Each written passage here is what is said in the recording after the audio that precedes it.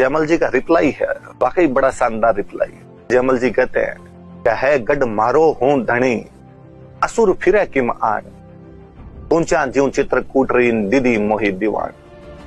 जयमल जी पुनः हंस के रिप्लाई देते हैं, भूख ने मेटे मेड़ तोड़, ना मेटे नागोर, आ रजवट भूख अनोखड़ी न मर्या मिटे चितोड़।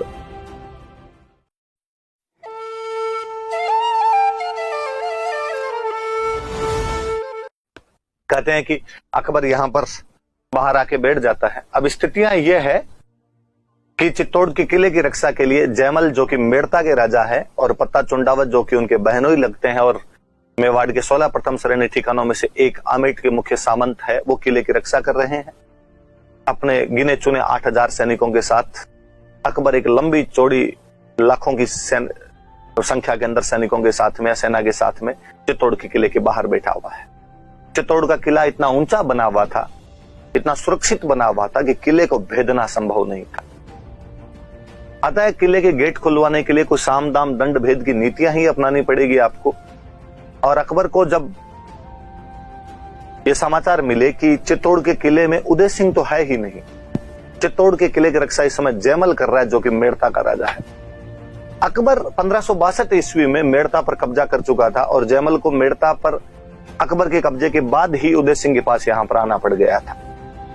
अतः अकबर को लगा यार ये तो काम ठीक है, इस समय किले के अंदर मालिक तो है ही नहीं, अपने किसी बंदे को दे के गया हुआ है।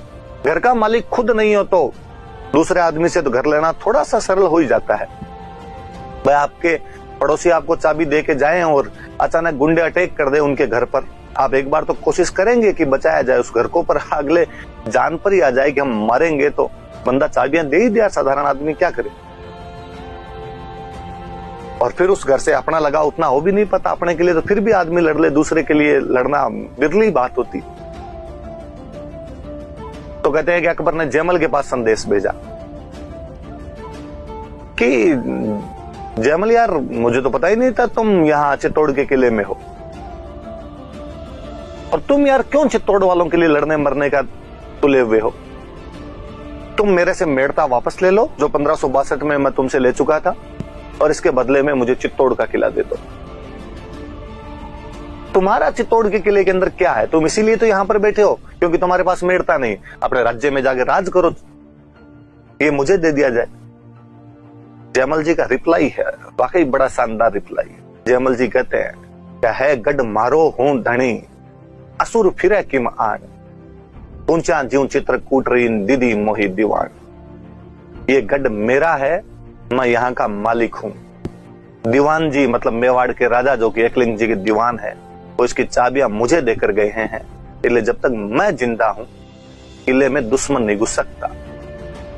अकबर को लगा यार जयमल टेढ़ा आदमी बन रहा है। अकबर ने एक बार फिर प्रलोभन दिया और अकबर ने कहा कि तुम एक काम करो,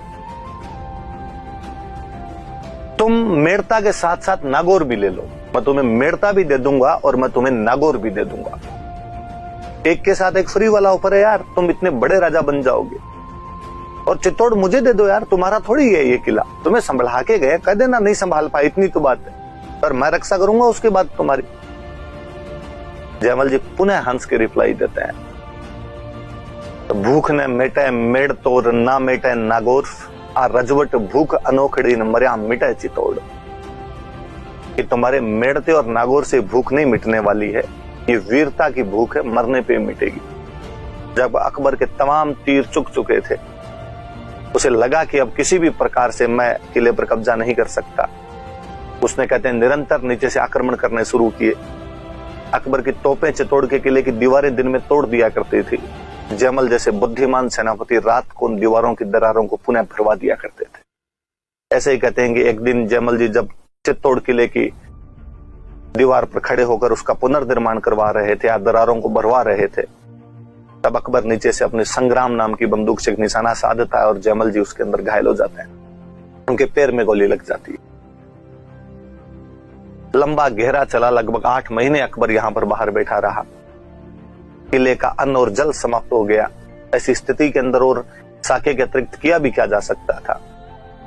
1568 ईस्वी के अंदर चित्तौड़ का तीसरा साका संपन्न होता है।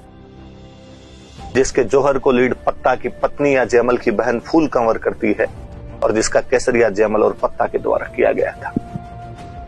कहते हैं कि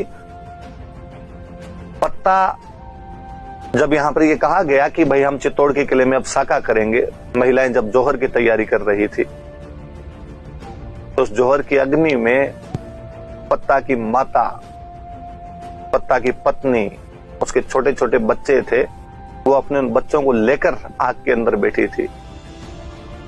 पत्ता उनके जौहर की तैयारियां करवाता है। किसी कवि का कितना अच्छा दुआ है कि नाना गीगा गीगलीन जामन कामन गेह भड़ बड़ा निज हाथ स्यून कर्तव्य ऊंचो ने, कि नाना गीगा गीगली, छोटे छोटे बच्चे, जामन कामन गेह, अपनी माता अपनी पत्नी को आग के हवाले कर दिया था। भड़ बड़ा निज हाथ स्यूं, भड़ मतलब योद्धा, उस योद्धा ने अपने हाथ से जला दिए थे। कर्तव्य ऊंचो ने, इन सब से उसने बताया कि कर्तव्य स्नेह से कहीं बढ़कर होता है। देश के लिए, राष्ट्र के लिए, अपनी मातृभूमि के लिए मरने के लिए इन सब चीजों से ऊपर उठना पड़ता है। सोच के देखा जाए कि कोई व्यक्ति अपनी पत्नी को, अपनी माता को, अपने बच्चों को इस प्रकार अग्नि के हवाले इसलिए कर देता है कि उसे अब युद्ध लड़ने के लिए जाना है, ये देश के लिए लड़ने का अंतिम अवसर है, वापस जिंदा नहीं आ पाएंगे। वो महिला इसलिए जल जाती है कि कोई दूसरा उनके हाथ नहीं लगा सकता। कोई कह देता है कई बार कि जल क्यों गई थी, जलना जरूरी थोड़ी था। सो कॉल्ड इंटेलेक्चुअल किसी ऐसी रूम के अंदर बैठकर कह देते हैं कि तो सुसाइड हुआ, इस प्रकार कोई क्यों जल जाए। तो राजस्थानी भाषा में एक कवि फिर कहीं कहता है कि केहरी केस भुजंग मण सरना ही सोड़ा, सती पयोधर कर्पण धन पड़सी हाथ मुआ। केहरी केस, शेर का बाल, भुजंग मण, सांप की मणि, शरणा ही सोड़ा, किसी योद्धा की शरण में गया वह व्यक्ति।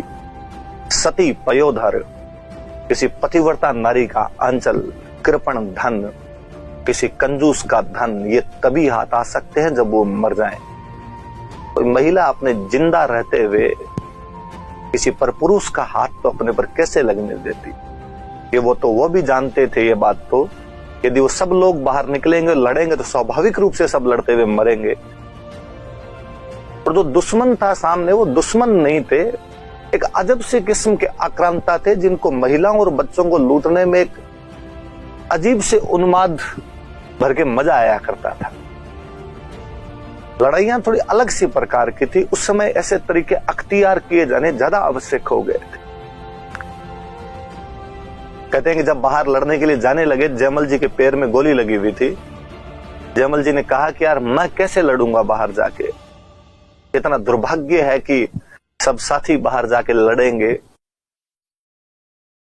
सबको आज रणभूमि में दो दो हाथ दिखाने का मौका मिलेगा, मैं घायल होने की वजह से यहां पर पड़ा रहूंगा, लड़ नहीं पाऊंगा। उन सैनिकों में एक सैनिक था कल्ला राठौड़। तो कल्ला राठौड़ जयमल जी को कहता है कि अंकल दुखी होने की आवश्यकता नहीं, आप मेरे कंधों पर बैठ के लड़ सकते हैं। उस दिन जयमल राठौड़ कल्ला राठौड़ के कंधों पर बैठकर लड़ रहे थे। हम कहते हैं कि कल्ला राठौड़ उस दिन साक्षात चतुर्भुज विष्णु की तरह नजर आ रहे थे। नीचे से दो हाथ उनके चल रहे थे और ऊपर से दो हाथ जयमल के चल रहे।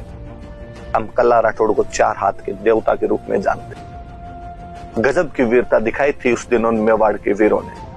केवल 8000 की सेना का रिजल्ट ये था कि शाम तक 48,000 लोग काटे जा चुके थे। अकबर किले पर कब्जा तो कर लेता है, लेकिन किले में सिवाय राख के उसे कुछ नहीं मिलता है।